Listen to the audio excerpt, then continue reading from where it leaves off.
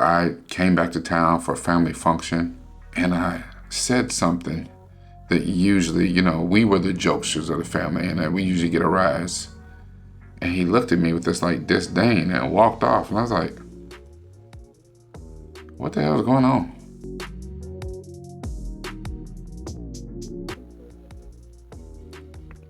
Hello, Governor. This is Rick Highsteed, Northwoodville. Now, through Doctor Who, Season 11, Episode 5, I'm talking about the silent killer relationships, the things we bury deep inside, the painful truths that we keep hidden the most. Yeah, you probably guessed it.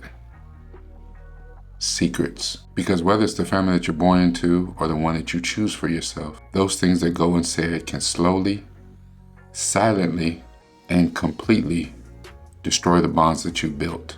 Now, we've all been there, right?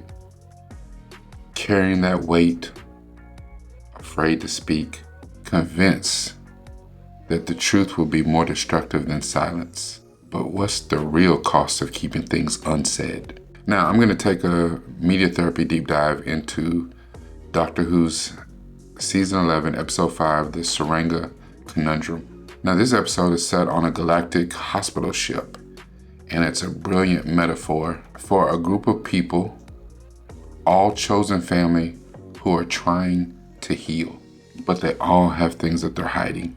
Now, I'll explore how their unaddressed secrets create tension, mistrust, and put everyone's lives at risk. Get ready to understand the corrosive power of silence, the courage required to be vulnerable, and the profound truth that a family can't truly heal until its unspoken secrets are finally brought into the light. Let me tell you a little story. When I first moved to Kentucky, my cousin is 3 months older than me. So we were in the same grade, so he was the first person that, became my friend, if you will. He was family, but he became my friend because we would be doing all the same stuff. I played football, he played football. I played basketball, he played basketball. I ran track, he was fat, so he didn't do that. But we were thick as thieves, and we had 2 other partners that hung with us. But the problem was, after high school, it's very easy for everyone to go their own separate ways. Now, the thing with guys is when we get back together and see each other, it's, it could be months, and it's like we saw each other yesterday. And we right back in it, till one day we weren't. And I remember I came back to town for a family function, and I said something that usually, we were the jokesters of the family, and that we usually get a rise. And he looked at me with this like disdain and walked off. And I was like, what the hell is going on? So I'm the type of person that I don't let that shit fester. Like, if you got something to say to me, you got beef, let's get it out and put it on the grill. You know what I'm saying? What is it? And he told me he was mad at me about something that was said. And I was like, and the more he kept talking, the more confused I got. I was like, dude, I have no idea what you're talking about. And he had this look of confusion because he could really tell that I wasn't just saying that to be saying that. Like, I was totally confused. I had no idea what he was talking about. And then he said something about me and my brother. Me and my brother, like, I don't even live here. I don't know. What? So I was like, okay, pause, hold on. I called my brother, and my brother came over, and I was like, what is he talking about? And then him and my brother start going back and forth. Now, my brother is 2 years younger than I am. And my brother said, well, I said X, Y, and Z. You didn't turn this into A, B, C, D, E, F, G. That's not at all what happened or what was said. And this is what it is. So whoever then embellished and added other stuff to it, if they wanted beef or whatever, he said, but that's not what was done or said at all. Now, even though me and my cousin made up, we didn't. Like, our relationship never recovered. And I think part of that was because I was known as the vault. Everybody told me their secrets. I knew everybody's everything. However, I never, still to this day, I don't let stuff slip. If you told me something in confidence, it's still there. Under lock and key. I don't say stuff to expose people. It's not that I want to know. I don't want to know your private, personal shit, for real. But people felt comfortable in telling me things because they knew if they told me if it's going to stay between us, it stayed between us. But because my cousin was the one that, he was bad at pillow talking. Terrible. And he figured if he did it, then everybody else did it. And a secret or something didn't really come out about him, but something was said in things that he thought people knew about it. And it's not really, you can't really ask to see what people know without exposing yourself. So he had painted himself into a corner. That's not, that's not my cross to bear. That's not my bridge to cross. The unfortunate part is after time and common sense kicked him in the ass, I saw him at another family function, a holiday, and we was cool. And he's like, yeah, we need to catch up. He's like, I've been tripping, dog, of that thing that was said, and I really thought that you had something to do with it, but I realized you have never done that to anybody, anytime, anywhere. So yeah, we need to catch up. And I was like, for sure, like, you know what I'm saying? I'm the same dude I always was. I don't drink, I don't gamble, I don't have, I don't do none of that stuff that what you into. I don't do none of that. So my mind don't wander to them places. Unfortunately, my cousin was in a horrible car crash, and we never got a chance to really rekindle what was lost or rekindle the relationship we had amongst ourselves as brothers. It's amazing what those unsaid things can do to a relationship, especially when you refuse to face the problem that's in front of you. Let's talk about it.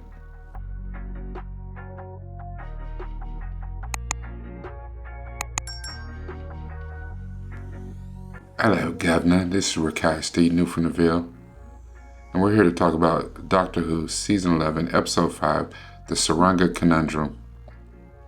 Now, if you've been rocking with me for a little while, you know how this is going. Over the last few weeks or so, I've been trying something new. Less recap, more common sense, more deep dive.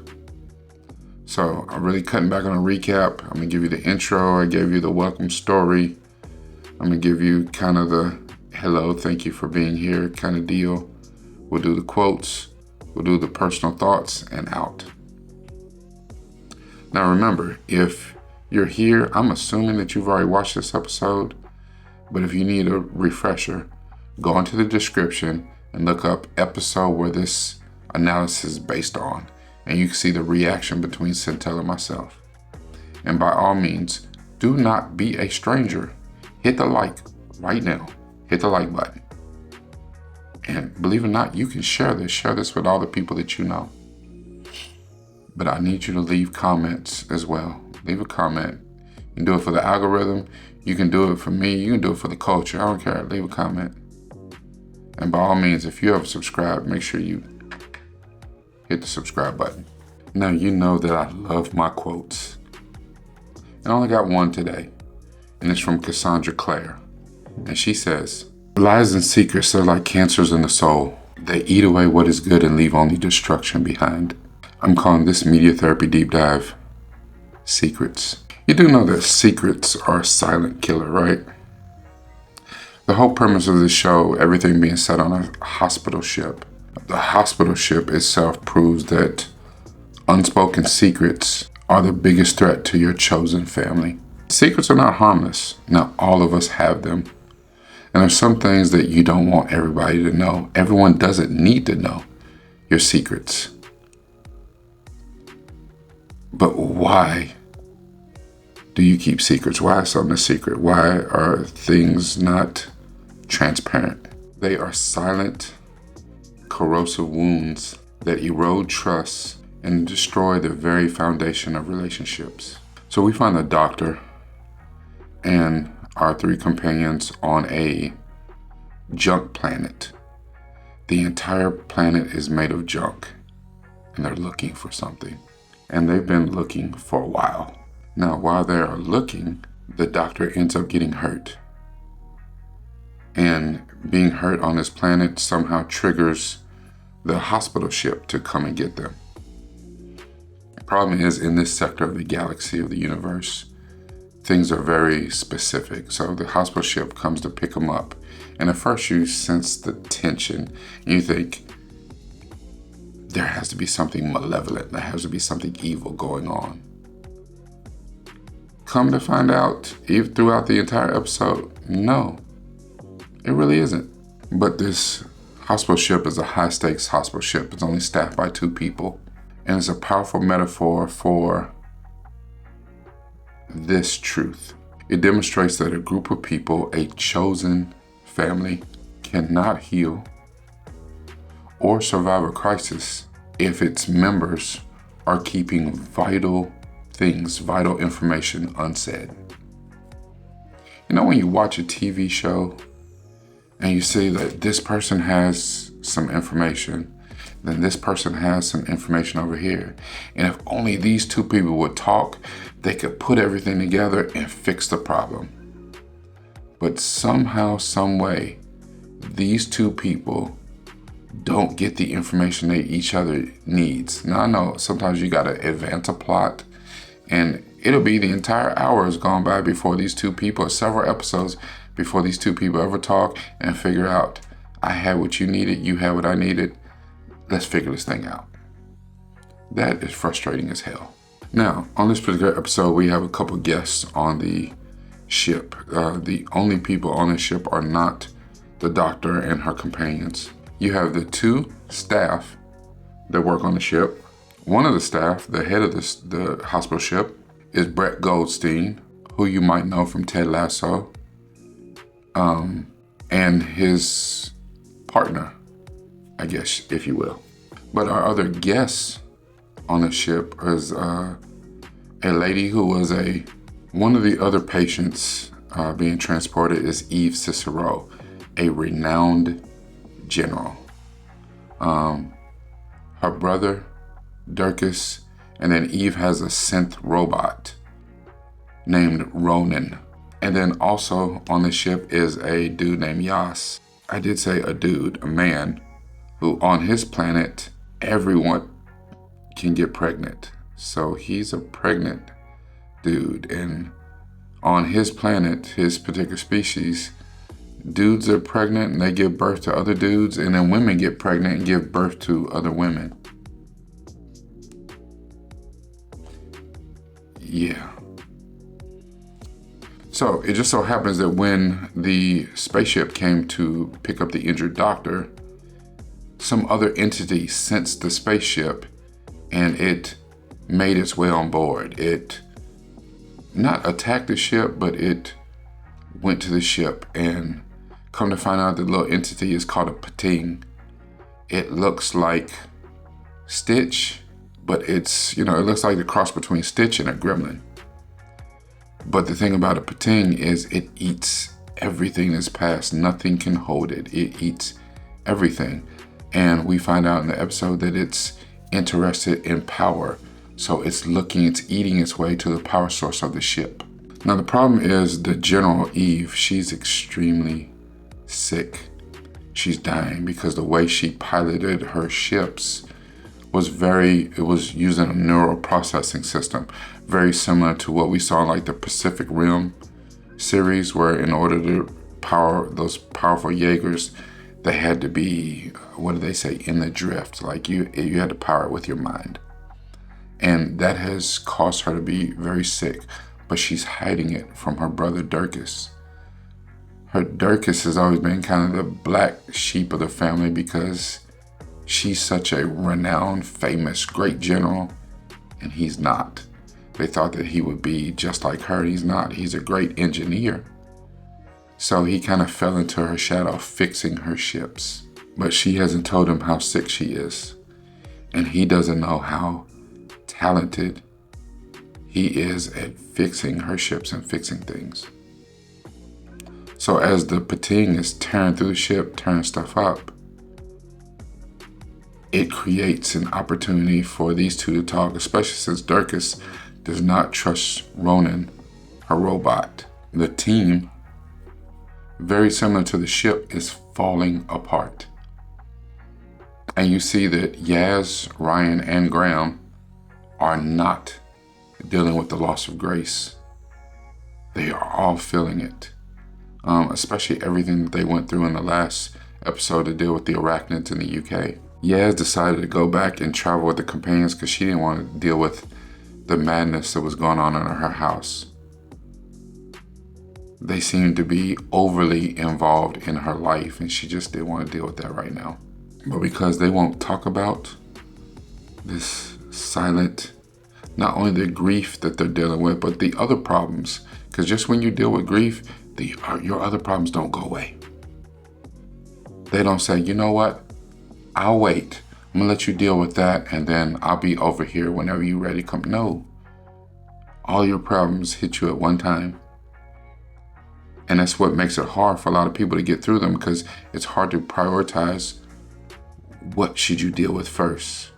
Your grief, your stress at work, the stress of your partner, dealing with kids, dealing with expectations at the job, at school, friends, family.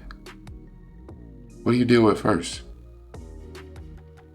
And it's something about things when you're dealing with something, especially like grief, that's unseen.